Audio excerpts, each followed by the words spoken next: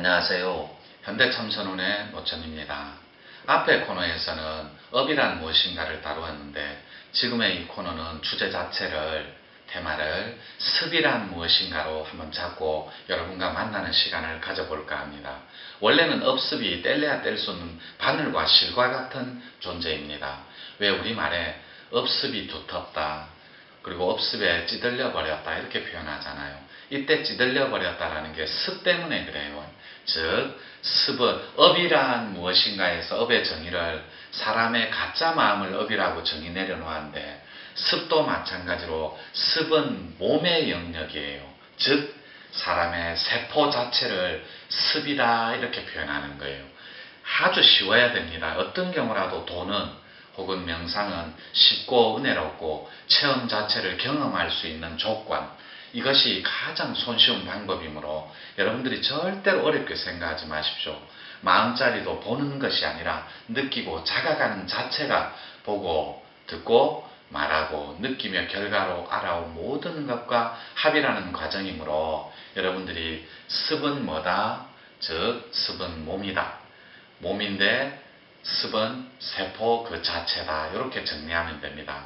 따라서 그 세포 안에 여러분의 욕망과 탐욕으로 물든 삼독식, 즉 탐, 진, 치욕, 탐욕과 분노와 어리석음으로 세포 속에 물들어 버린 것 혹은 저장된 것, 이걸 세포 자체, 세포의 습이다 이렇게 표현해요. 업과 습이 있으면 업은 사람의 가짜 마음이고 습은 사람의 세포를 말합니다. 따라서 그 습은 두 가지가 있는데 그 전에 그 두 가지 설명을 드리기 이전에 사람의 세포 속에는 여러분 본 것을 넘어갈 수가 없어요. 즉 들은 것 또한 넘어갈 수 없고 따라서 보고 세포 속에는 듣고 말하고 느끼며 느끼는 거 있죠. 안이비신 서리로 느끼며 결과로 알아왔던 모든 것들이 기록 저장되어 있습니다.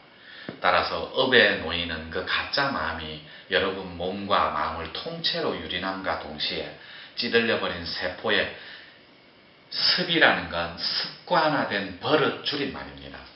무슨 말인지 알겠죠? 습이란 습관화된 버릇이 세포 속에 기록, 저장, 보관되어 있는 상태, 그것을 우리는 습이다 이렇게 표현해요.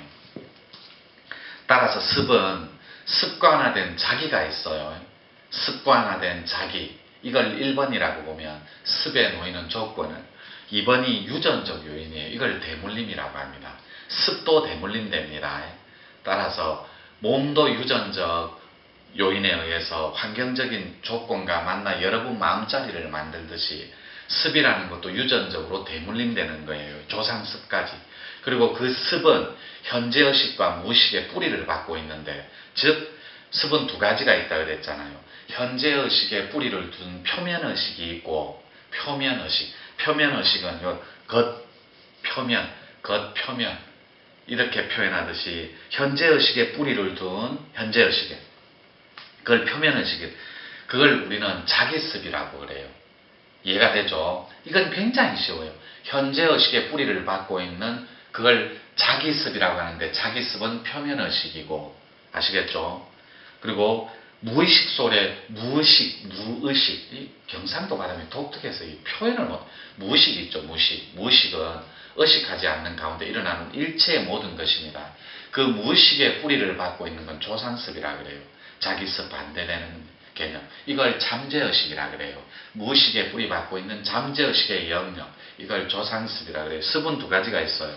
자기습이 첫째, 두 번째가 조상습. 아시겠죠? 따라서 습은 자기 마음으로부터 인식하고 수용할 때 없어지는 겁니다. 그래서 자신을 받아들이는 것이 가장 현명한 방법이에요. 근데 여러분들은 여러분을 신뢰하고 믿는 가운데 여러분을 받아주는, 즉 수용하는 방법을 모르지 않습니까? 그렇게 받아주는 방법, 그걸 우리는 공식, 명상의 공식이라는데, 물론 저희들한테는 훌륭한 명상의 공식이 있습니다. 따라서 왜 자기습은 현재의식의 표면의식의 뿌리를 받고 있고 잠재의식의 뿌리를 받고 있는 조상습이 있냐면, 조상습은 무의식의 영역이에요. 여러분이 전혀 의식하지 않는 가운데 일어나는 거. 여러분 눈을 깜빡거리고 머리가 가려울 때 손을 자동으로 들어 올려서 긁고, 가려운 곳이 있으면 손으로 긁고, 밥을 수저질을 하고 국을 떠먹고, 이게 전부 무의식적인 행위예요. 따라서 조상습은 무의식의 영역이다. 왜죠? 조상습은 대물림된다는 게, 그 습관화된 버릇이 대물림된다 그랬죠. 예를 들어 성격이 포악하고 화를 잘 내는 그런 가장이 있다고 해볼게요. 남편이. 그거 남편 아버지를 보세요. 그러니까 시아버지가 되겠죠. 며느리 입장에서는.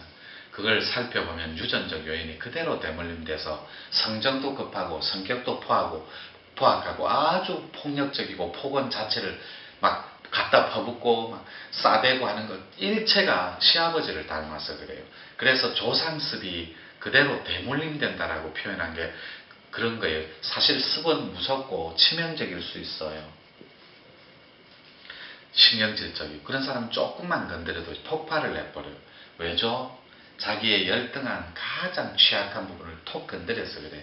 화를 내는 건 그런 이유입니다. 특히 화를 잘 내는 남편이 있거나 부인이 있죠. 그런 거 많잖아요. 아들이 있거나. 그건 유전적 요인으로 조상습이 대물림됐을 확률이 매우 높은데, 자기 취약한 부분이 있죠. 특히 자격지심이나 열등한 부분을 건드릴 때 버럭하고 화를 내는 거예요. 이런 게 유전적 요인으로 자기습 반대되는 개념, 조상습이 대물림됐을 확률이 매우 높다는 거죠. 따라서 화를 내는 마음, 그리고 분노하고 증오하는 마음은 모두 그 가짐의 집착으로 나타나는 습의 마음이라는 거죠. 습관화된 버릇이 툭 피어나오는, 그죠? 전혀, 여러분 화 잘 내는 남편을 보세요. 그리고 짜증 잘 내는 부인을 봐요. 그저 습관처럼 낸다니까, 그죠? 그래서 습이란 습관화된 버릇을 줄임말이다, 이렇게 표현해요. 그렇게 성격이 포악한 집안이 있는 집을 가정해봐요. 예를 들어 그런 집이 행복한가요? 전혀 안 그래요. 갈등의 골만 깊어지고 그 화를 내는 버릇, 그 포악한 성격, 대물림된 그 유전적 요인과 습관화된 버릇 때문에 그런 게 진폭제가 되어서 훨씬 더 갈등의 폭이 깊어지고 정말 씻을 수 없는 상처를 반복적인 패턴을 통해 고통의 나날을 살아갈 수밖에 없겠죠.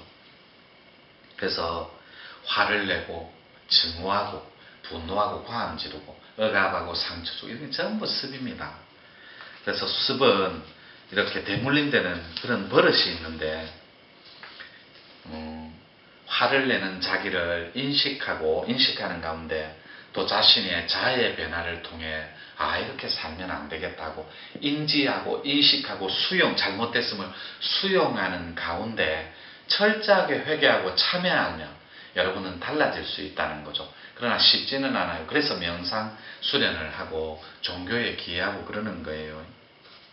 그렇지만 누구도 대신할 수 없는 습관화된 버릇이라면 여러분이 그걸 철저하게 통찰하는 가운데 잘못됐음을 인지하고 수용해 줄 때 여러분은 자아의 변화를 통해서 보다 실질적이고 보다 건강한 그런 자아로 발전해 나갈 수 있다는 거죠. 가장 좋은 건 자신을 인지하고 바라보는 가운데 잘못됐음을 수용하는 것. 이것이 습관화된 버릇을 고치는 아주 좋은 방법이에요. 그래서 여러분들이 습관화된 그 버릇에 여러분 비겁함하고 타협한다면 이건 고칠 수 있는 방법이 없어요. 따라서 용기와 지혜로움으로 다가간다면 여러분들은 이 습관화된 버릇을 어느새 경영하는 그런 무의식을 조절할 줄 아는 그런 현명하고 따뜻하고 지혜로운 사람으로 바뀌어 있을 거라 저는 확신합니다. 여러분, 화를 내고 증오하고 파괴하는 그 마음에 합류하지 마시고 그걸 지켜보는 그런 현명한 그런 순리대로 살아가는 그런 따뜻한 사람이 되어 주십시오. 습관화된 버릇은 언제든지 고쳐서 경영할 수 있다는 거예요. 열등한 의식, 피의식, 망상 이런 마음을 잘 경영해 주는 것, 이것이 곧 생활 명상이자 생활의 도다, 이렇게 설명드릴 수 있겠네요. 여러분, 업과 습이라는 코너 잘 활용해서 여러분이 습관화된 버릇을 마음대로 경영할 수 있는 그런 유능하고도 따뜻한 그런 사람이길 바라봅니다. 습이란 무엇인가 코너였습니다.